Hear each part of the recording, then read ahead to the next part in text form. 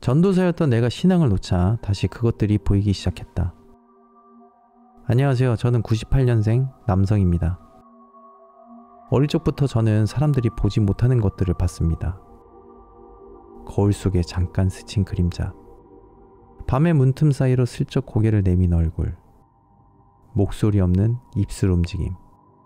어릴 땐 무서웠지만 어느 순간 익숙해졌습니다.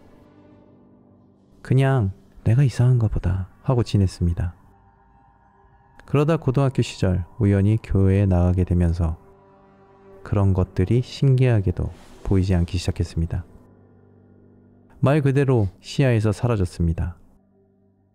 믿음이 자라고 나중엔 백석계열 장로교단 신학대학에 들어가 전도사 사역도 했고, 휴학 중엔 성결교 선교사 훈련원에서 1년간 훈련을 받았습니다. 그 시절엔 매일 산 기도와 금식, 그리고 방언의 은사까지 받으며 스스로 이젠 보호받고 있구나 하는 느낌이었습니다. 그런데 신학과 4학년 무렵 번아웃과 개인적인 여러 문제로 결국 자퇴하게 되었고, 그 후로 교회도 나가지 않게 되었습니다. 그리고 그 무렵부터 예전 것들이 다시 보이기 시작했습니다. 처음엔 시야 끝에 스치는 정도였습니다. 엘리베이터, 지하주차장, 그리고 빈방. 검은 형체가 있었다가 사라지는 정도였습니다. 하지만 날이 갈수록 그 존재들은 더 가까이, 그리고 더 뚜렷하게 다가오기 시작했습니다. 한 번은 새벽에 눈을 떴는데 천장 모서리에 어떤 형체가 매달려 있었습니다. 가만히 저를 내려다보고 있었고, 눈은 없지만 보고 있다는 감각은 분명히 느껴졌습니다. 몸을 움직이려고 해도 움직여지지 않았고, 입술조차 떨어지지 않고 기도도 나오지 않았습니다. 가장 충격적이었던 건 며칠 전 아파트 3층인 제 방 창 밖에서 사람 형체가 매달렸다가 아래로 떨어지는 걸 본 순간이었습니다. 그 형체로 흐릿한 실루엣이었지만 떨어지기 전 고개를 돌려 제 쪽을 바라봤습니다. 눈은 확실히 저를 보고 있었습니다. 깜짝 놀라 아래를 내려다 보았지만 어떠한 소리도 흔적도 그림자조차 없었습니다. 그날 이후로 몸에 이상이 오기 시작했습니다. 등과 허리에서 시작된 통증은 점점 무거운 뭔가가 올라타 있는 느낌으로 바뀌었고, 샤워 중엔 거울에 희미한 손자국이 남아있던 적도 있었습니다. 최근엔 자려고 누우면 어두운 방에서 누군가 방언을 흉내내는 소리가 들립니다. 제가 과거에 했던 방언과 비슷하지만 어딘가 어긋나 있고 기괴하게 느린 말투로 흘러나옵니다. 그게 밖에서 들리는 건지 아니면 머릿속에서 울리는 건지 구분이 되지 않았습니다. 어릴 적 보이던 시절보다 최근 경험들이 훨씬 더 진하고 더 가까운 공포입니다.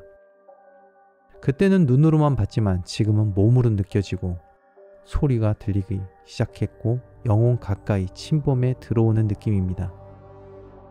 저는 기도를 다시 해야 할까요?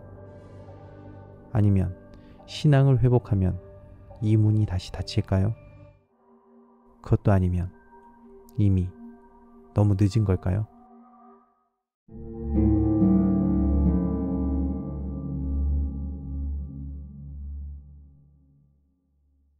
라고 이렇게 사연을 보내주셨습니다. 근데 이게 참 기도를 드릴 때 믿음이 강할 때는 안 보이다가 끊으니까 다시 보인다는 게, 이런 분들이 무당팔자인가요, 형님? 아니요, 원래 그래요. 그 귀신이라고 우리가 흔히 부르는 것들은 믿음의 산물입니다. 믿음이 없으면 무언가에 침식될 수 있어요. 그러니까 귀신이 보이지 않고 귀신에 빙의되지 않고 하는 거는 뭐 뒤에 조상님들이 뭐 지켜주신다 이게 아니라 여러분들이 믿는 구석이 있는 거예요. 틈이 없다는 거거든요.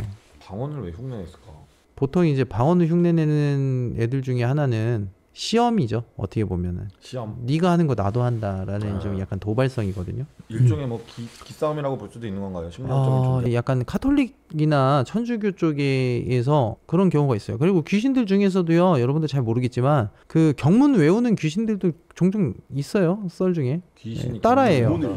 경문 같은 거 따라해요. 무속인들 하는 거 있잖아요. 그런 거 따라하는 애들 있어요. 그거는 이제 어떻게 보면 도전인 거죠. 되게 레벨이 높은 이제 뭐 악귀로 분류할 수 있을까요? 그런 귀신들은? 악귀라기보다는 좀 기괴한 거죠. 기괴한 거. 그냥 이런 게 진짜 효과가 있나요? 제가 이제 무교다 보니까 만약에 무언가가 보이거나 뭐 이런 이제 좀 심령적인 현상을 겪는 사람이 뭐 내가 신앙심을 가지게 되면 이게 뭔가 다친다든지 네, 그런 경우가 있어요. 사실 저는 그래서 그런 것보다 그냥 종교를 좀 갖는 게 좋지 않을까요라고 이제 슬며시 얘기하는 게 원래 그게 정답이에요. 종교를 강요하면 안 되잖아요. 그렇죠. 그러다 보니까 조심스럽게 종교를 좀 가지면 좀 괜찮더라고요라고 해서 이제 그냥 슬며시 얘기하긴 하는데 사실 이런 심령적인 고통을 받는 사람들 중에 대부분은 종교를 가지면서 거의 다 해결이 됩니다. 근데 이제 종교를 가졌는데도 문제가 생기고 뭐가 있고 막 이렇잖아요. 그건 믿음이 없는 거예요, 사실. 종교는 네. 있지만 믿음이 없다. 여러분들 그 기독교 다니시는 분들 중에 믿음이 너무 과하잖아요. 사실 저희가 보더라도 눈살 찌푸려지는 믿음들이 있거든요. 그렇죠. 예, 그분들은 절대 귀신 보지 않습니다. 정말이에요. 그리고 심지어 있다는 존재도 부정하고 그렇죠. 그런 게 가장 중요한 거예요. 뭐 내 마음에 예수님이 있는데 어디 마귀 새끼가 쳐들어와가지고 그러냐 하면서 이제 오히려 역정을 내세요. 그러니까 믿는 구석이 있다는 건 사실상 좋은 거예요, 사실 여러분들.